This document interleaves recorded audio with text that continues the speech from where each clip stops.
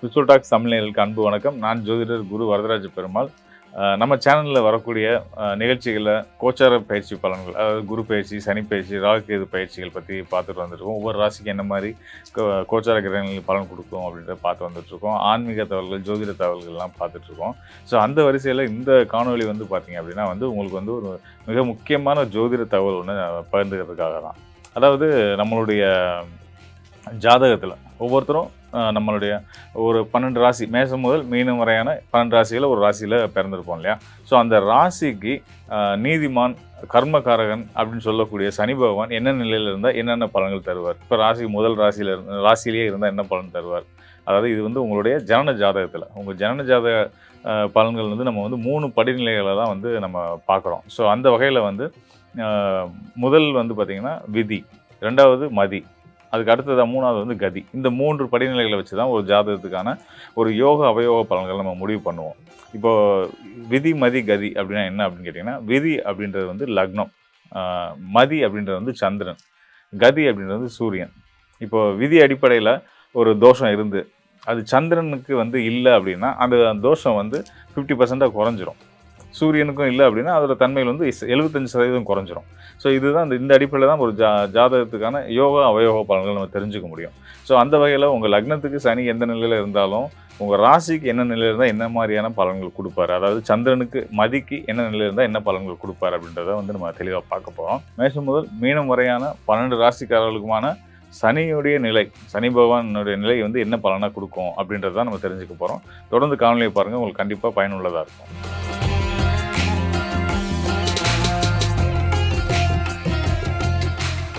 கோவம் இருக்கிறதுலாம் குணம் இருக்கும் அப்படின்ற சொல்லுக்கு இலக்கணமாக வாழக்கூடிய மேச ராசிக்காரர்களுக்கு கர்மகாரகன் சொல்லக்கூடிய சனி பகவான் ராசிக்கு என்ன நிலையில் இருந்தால் என்ன பலன்கள் கொடுப்பார் அப்படின்றத பார்க்க போகிறோம்.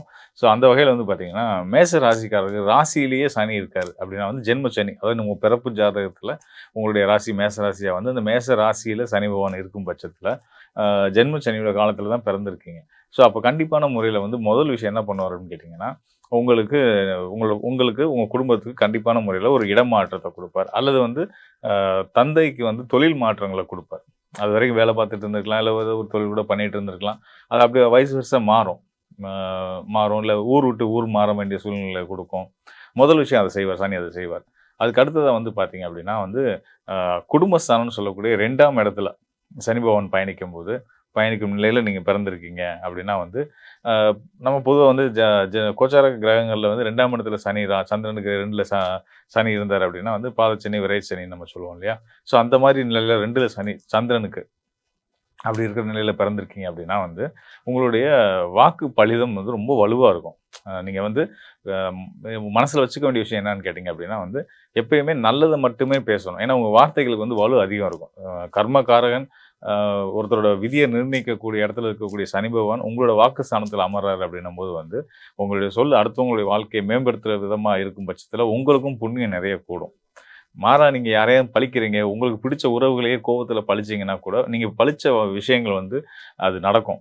அதனால வருத்தப்பட போது கடைசியில் யாருன்னா நீங்கள் தான். அதனால் அந்த வார்த்தைகளில் வந்து கொஞ்சம் கடுமைகளை தவிர்த்து நல்ல வார்த்தைகளை ராசிக்கு 2ல் சனி இருக்கக்கூடிய மேச ராசிக்காரர்கள் பயன்படுத்திக்கிறது நல்லது. இதை தான் வந்து சனி பகவான் செய்வார். அது போக வந்து உங்களையும் வந்து குடும்பத்திலேருந்து பிரித்து வைக்கும். தாய் தந்தையிட்டேருந்து பிரித்து தாய் மாமன்ட்டையோ அல்லது தாத்தா பாட்டிகிட்டையோ வளரக்கூடிய சூழ்நிலையை கொடுக்கும். அதுக்கு அடுத்ததாக வந்து பார்த்திங்கன்னா, ராசிக்கு 3ஆம் இடம், இந்த 3ஆம் இடத்துல இருக்கக்கூடிய சனி வந்து உன்னதமான யோக பலன்களை செய்வார். நீங்கள் எந்த லக்னமாக இருந்தாலும் சரி, சூரியன் எந்த நிலையில் இருந்தாலும் சரி, உங்கள் ராசிக்கு 3ஆம் இடத்துல சனி வரும்போது மிக உன்னதமான யோக பலன்களை செய்வார். எதனால அப்படின்னு கேட்டிங்க அப்படின்னா வந்து முதல் தரமான உபஜய ராசிகள் அப்படின்றது வந்து 3, 6, 11 இந்த 3 நிலைகளில் சனியோ அசுபகரங்கள் யார் இருந்தாலுமே வந்து நம்மளுடைய வெற்றிக்கான அனைத்து உதவிகளையும் செய்வாங்க அப்படின்றதான் பொருள். ஸோ அந்த வகையில் 3ஆம் இடத்து சனி வந்து நல்ல யோக பலனை செய்வார். குறிப்பாக வந்து கேந்திரங்களில் ஒரு சில ராசிக்கு வந்து கேந்திர ஸ்தானம்னு சொல்லக்கூடிய 1, 4, 7, 10 ஆகிய இடங்களில் வந்து சனி பகவான் இருக்கும்போது நல்ல பலன்கள் செய்வார். அது போக கண்டிப்பான முறையில் திரிகோணத்தில் இருக்கும்போது, சந்திரனுக்கு திரிகோணத்தில் இருக்கும்போது இன்னும் ஒரு உன்னதமான பலன்களை செய்வார். அந்த வகையில் வந்து பார்த்திங்கன்னா 3ஆம் இடம் வந்து ரொம்ப சிறப்பான யோக பலனை கொடுக்கக்கூடிய இடம். அதுக்கு அடுத்ததாக வந்து ராசிக்கு 4ஆம் இடம்னு சொல்லக்கூடிய சுகஸ்தானத்தில் சனி பகவான் இருக்கார். சனி பகவான் வந்து பார்த்திங்கன்னா மேச ராசிக்கு எதிரி தான். அதாவது மேச ராசியோட அதிபதி செவ்வாய்க்கு பகை கிரகம் சனி. ஸோ அவர் வந்து சுகஸ்தானத்துல வந்து அமரும்போது வந்து பார்த்தீங்க அப்படின்னா வந்து, ஆ சுவாசம் சம்மந்தமான பிரச்சனைகள், மூச்சு திணறல் இந்த மாதிரியான தொந்தரவுகள் இருக்கும். அதாவது இளம் வயதில வந்து பார்த்தீங்கன்னா, சளி தொந்தரவுகள் ரொம்ப அதிகமா இருக்கும். ச சளி இந்த மாதிரியான காய்ச்சல் இந்த மாதிரியான தொடர்புகள் வந்து ஈஸியா இன்ஃபெக்ட் ஆகக்கூடிய தன்மைகள்லாம் வந்து 4ஆம் இடத்து சனி வந்து மேசராசிக்காரர்களுக்கு குடுத்துட்டுருக்கும். ஸோ அது வந்து காலப்போக்குல கடந்து நல்லபடியா ஆரோக்கியமா வந்துரும். அது மீண்டும் பிற்காலத்தில வந்து உங்களுக்கு இந்த சுவாசம் சம்மந்தமான பிரச்சனைகள குடுக்க வாய்ப்பு உண்டு. அதனால வந்து உங்களோட ஆரோக்கியத்துக்கு எப்பயுமே எல்லாத்துக்குமே எல்லா ராசிக்காரர்களுக்குமே நம்ம சொல்றது, எல்லாருக்குமே நம்ம சொல்ல விரும்புற விஷயம் என்னன்னா, நம்மளோட ச நான் பெரிய ஆரோக்கியம் தான் வந்து மிகப்பெரிய சொத்து. அத வந்து அதில எப்பயுமே நீங்க வந்து கூடுமான வரைக்கும் கவனமா இருக்கணும். அதாவது நம்ம நல்லத எடுத்துக்கிறோம், நல்ல விஷயங்கள செய்றோம் அப்படின்றத தவிர்த்து கெட்டது எதுவும் உள்ள எடுத்துக்காதீங்க. நமக்கு செட் ஆகாது, இப்ப ஒத்து வராது, இந்த உணவு சரியா வராது, இந்த செயல் நமக்கு சரியா வராது அப்படின்னா, அத தொடாதீங்க. அத பண்ணாலே போதும் வாழ்க்கை ஆரோக்கியமா, சந்தோஷமா, மகிழ்ச்சியா நம்ம வாழ முடியும். அதுக்கு அடுத்ததா வந்து 5ஆம் இடம். பூர்வ புண்ணியஸ்தானம்னு சொல்லக்கூடிய 5ஆம் இடத்துல மேஷராசிக்காரர்களுக்கு சனி பகவான் இருக்காரு அப்படின்னா, அந்த 5ஆம் இடம் வந்து பார்த்தீங்கன்னா, சிம்ம ராசி. சனிக்கும் பகை ராசி. மேஷ ராசிக்கு யோகஸ்தானமா இருந்தா கூட, அந்த யோகஸ்தானத்துல மேஷராசிக்கு பகை கிரகமான சனி பகவான், அவருக்கு பகை வீடான சிம்மத்துல போய் அமரும்போது, நிறைய மனக்குழப்பங்கள குடுக்கும். வயிறு சம்மந்தப்பட்ட உபாதைகள குடுக்கும். சம்பாத்தியத்துல போராட்டத்த குடுக்கும். அ சம்மந்தமில்லாத ஆட்கள் வந்து நம்மளோட போட்டி போட்டு, நம்மளோட காழ்ப்புணர்ச்சியோட செயல்பட ஆரம்பிப்பாங்க. ஸோ இந்த மாதிரியான விஷயங்கள்லாம் இருந்துட்டுருக்கும். அத விட முக்கியமா வந்து உங்களுடைய குலதெய்வ வழிபாட்டில வந்து ஒரு பெரிய தடைகள ஏற்படுத்தும். இந்த 5ஆம் இடத்து சனி. ஸோ இது நிவர்த்தி பண்றதுக்கான வழிமுறைகள்லாம் உங்களோட முழுமையான ஜாதகங்கள ஆய்வு பண்ணும்போது, உங்களுக்கான சரியான அதுக்கான தீர்வுகள நம்ம குடுக்க முடியும். அதுக்கு அடுத்ததா வந்து ராசிக்கு 6ஆம் இடத்துல சனி இருக்காரு. மேஷ ராசிக்கு 6ஆம் இடத்து சனி என்ன பலன் செய்வார் அப்படின்னா, உங்கள ஜெயிக்கிறதுக்கு இன்னொருத்தன் பறந்து வரணும் அப்படின்ற அளவுக்கு உங்க வாழ்க்கையில நீங்க எப்பயுமே வெற்றியாளரா இருந்துகிட்டே இருப்பீங்க.